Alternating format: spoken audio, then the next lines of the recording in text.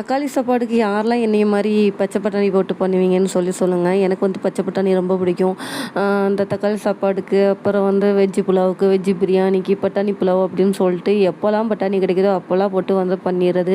ஏன்னா அவ்வளோ பிடிக்கும், சொல்கிறதுக்கு வார்த்தையே கிடையாது. அது மாதிரி இன்றைக்கி பச்சை பட்டாணி போட்டு தக்காளி சாப்பாடு தான் பையனுக்கு ஸ்கூலுக்கு லஞ்சுக்கு செஞ்சேன்.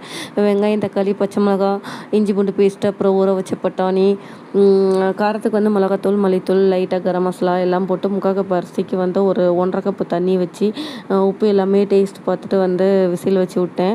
அப்புறம் என் பொண்ணு முழிச்சு வந்தால் அவளையும் கொஞ்சம் லைட்டாக சமாதானப்படுத்திட்டு முட்டை ஒரு பக்கம் வேக வச்சுட்டேன். அப்புறம் தயிர் வெங்காயம் ரெடி பண்ணி வச்சுட்டேன். அப்புறம் ஸ்கூலுக்கு யாரோ வந்து லெமன் ஜூஸ் கொண்டு வந்தாங்களா, அதுவும் வேணும்னு கேட்டான் என் பையன்.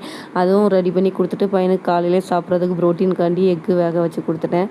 அப்புறம் சாப்பாடுக்கு வந்து லஞ்ச் எல்லாம் பேக் பண்ணி வேகமாக லேட் ஆகிடுச்சுடா அப்படின்னு சொல்லிட்டு என் பையனை கொண்டு ஸ்கூலில் விட்டு வந்தாச்சு. அப்புறம் நானும் என் பொண்ணும் சாப்பிட்டு முடிச்சுட்டு பாப்பாவை கொண்டு நேராக கொண்டு ப்ளே ஸ்கூல்லேயும் விட்டு வந்துட்டேன்.